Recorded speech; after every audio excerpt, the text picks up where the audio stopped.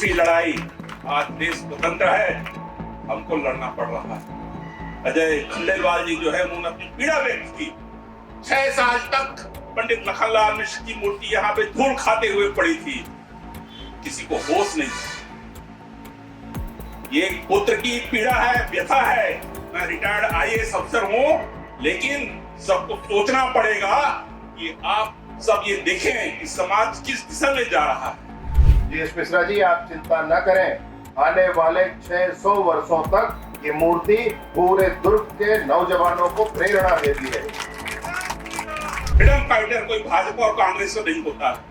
लखनलाल मिश्र का दुर्भाग्य था, ऐसा मुझे लगता है कि मैं उनका पुत्र हूँ और मैंने भाजपा ज्वाइन की।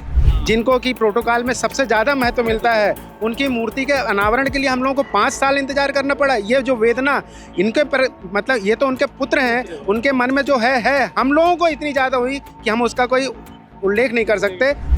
बड़ी से बड़ी सजा हो सकती थी और सामने रेलवे स्टेशन में सार्वजनिक रूप से खड़े हो गए, उस समय भारत माता की जय बोलना अपराध की श्रेणी में आता था, वंदे मातरम बोलना अपराध की श्रेणी में आता था। देश के प्रख्यात स्वतंत्रता संग्राम सेनानी पंडित लखनलाल मिश्रा जी का आज प्रतिमा अनावरण है।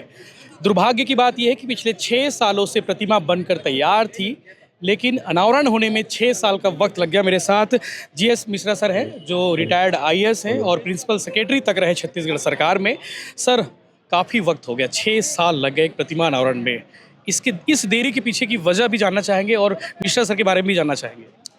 पंडित मिश्र आज से 80 साल पुरानी घटना है। 15 दिसंबर 1945 वह दिन जिस दिन एक आईसीएस अधिकारी रामाराव कृष्णाराव पाटिल, उसमें आईएएस नहीं होते थे, आईएएस नहीं होते थे, आईसीएस होते थे, इंडियन सिविल सर्विस, और आईपीएस के स्थान पर आईपी होता था, इंपीरियल पुलिस। इंपीरियल में समाजवादी जो उपनिवेश थे उनकी पुलिस।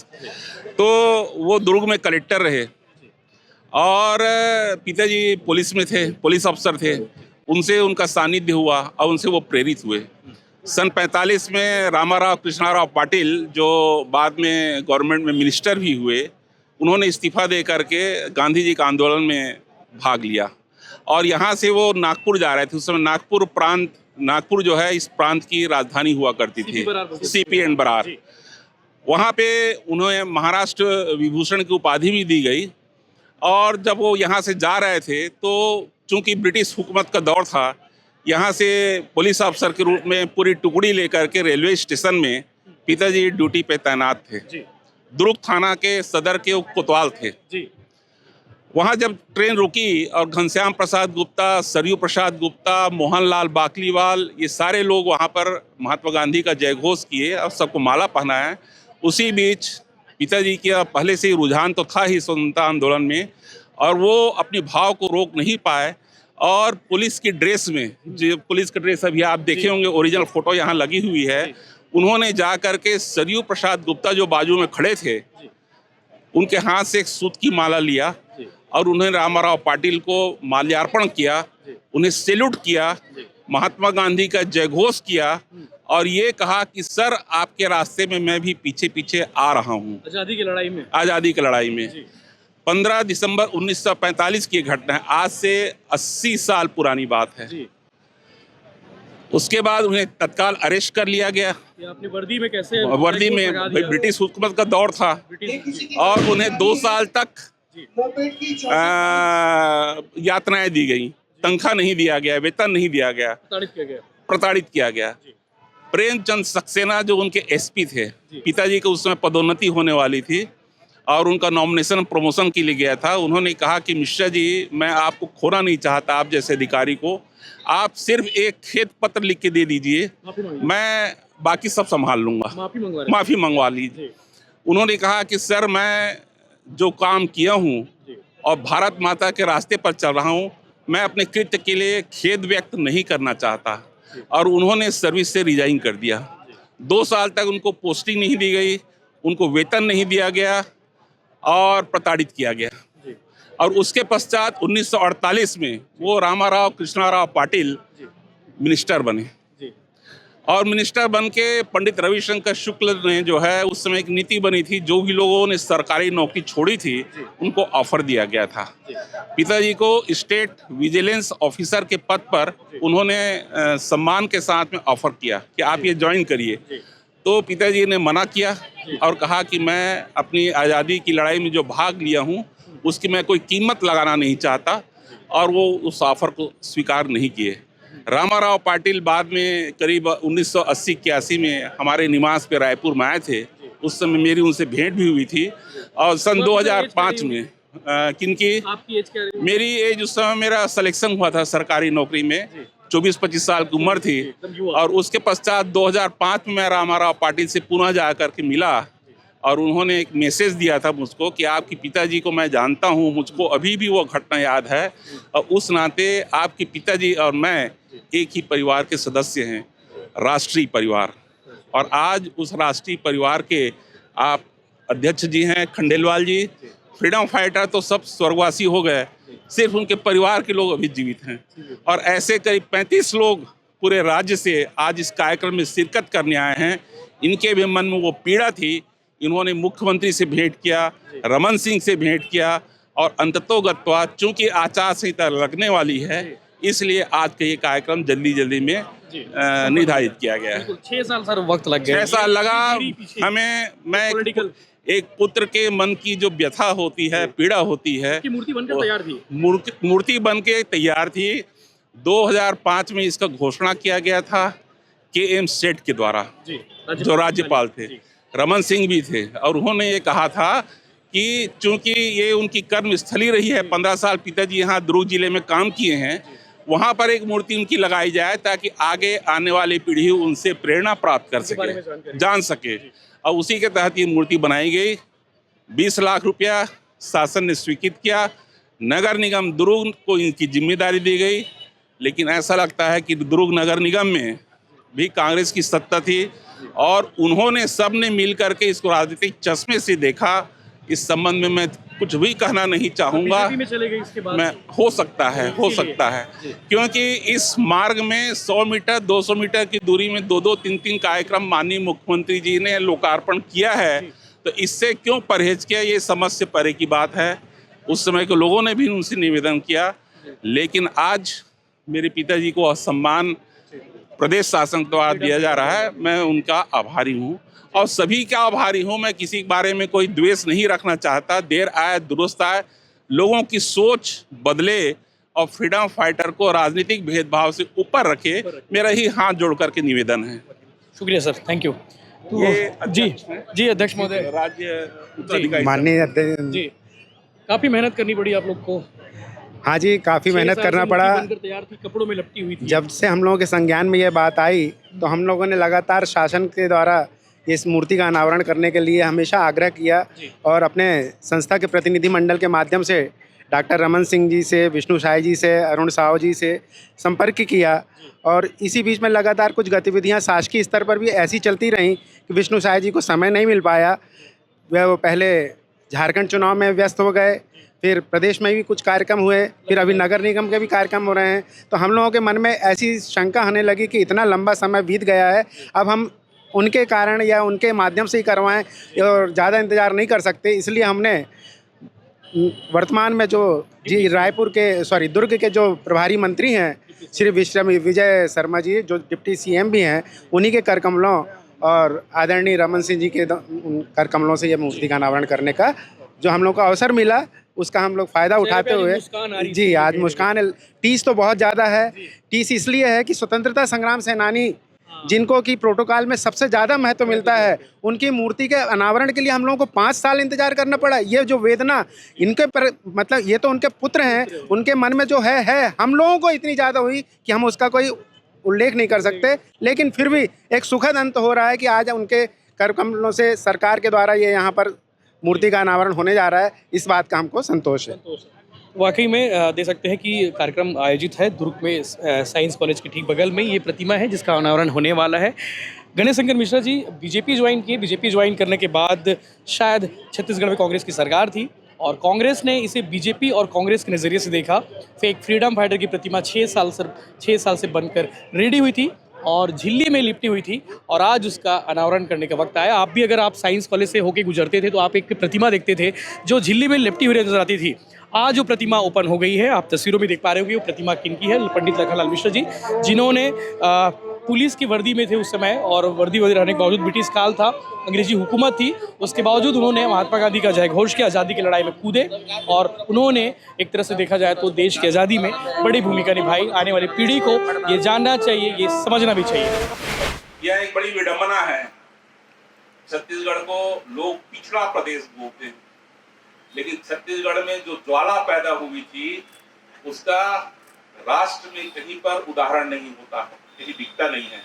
एक मंगल पांडे थे जो 1857 की आग लगाई थी। 1945 में पंडित लखनलाल मिश्र थे जो ब्रिटिश पुलिस दरोगा के रूप में रेलवे स्टेशन दुर्ग में खुलेआम, जब वहां के दुर्ग के बड़े बड़े लोग उपस्थित थे, सरयू प्रसाद गुप्ता, धर्मपाल गुप्ता के पिताजी जो संविधान में हस्तक्षेप रखते थे, ऐसे लोगों के सामने मोहनलाल बाकलीवाल, उन्होंने सूत की माला ली और पुलिस की वर्दी में रामाराव कृष्णाराव पाटिल जो आईसीएस थे, जो दुर्ग में कलेक्टर रह चुके थे, उन्होंने इस्तीफा देकर के वो नागपुर जा रहे थे, रेलवे स्टेशन उन्होंने माला पहना दिया और महात्मा गांधी की जय घोष करते हुए कहा कि आप सर जिस रास्ते पे जा रहे हैं मैं भी उसी रास्ते पर आ रहा हूं।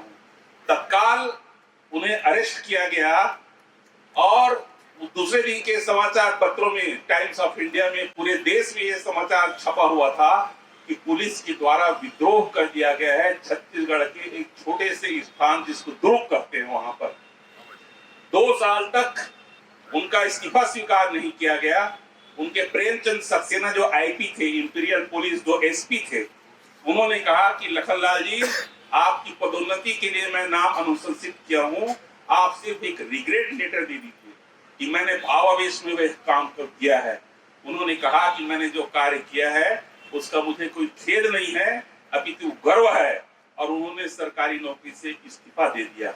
2 साल तक भटकते रहे, उनको तनख्वाह नहीं दिया गया, उनका इस्तीफा स्वीकृत नहीं किया गया और 1948 में जब पंडित रविशंकर शुक्ल मुख्यमंत्री थे, उस समय उनको स्टेट विजिलेंस ऑफिसर का पद ऑफर किया गया, क्योंकि उस समय शासन की पॉलिसी थी, जिन्होंने सरकारी नौकरी से इस्तीफा दिया था, सरकार उनको ससम्मान ऑफर देती थी।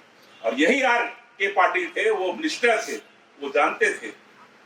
लेकिन पिताजी ने, पंडित लखनलाल मिश्र ने कहा कि मैंने आजादी की लड़ाई, भारत माता की सेवा की है, उसका मैं कोई कीमत और मोल नहीं दे लेना चाहता हूँ। ऐसे थे लखनलाल मिश्र। दूसरी लड़ाई, आज देश स्वतंत्र है, हमको लड़ना पड़ रहा है। अजय खंडेलवाल जी जो है उन्होंने अपनी पीड़ा व्यक्त की।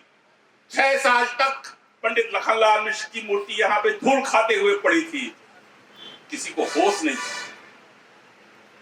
ये पुत्र की पीड़ा है, व्यथा है।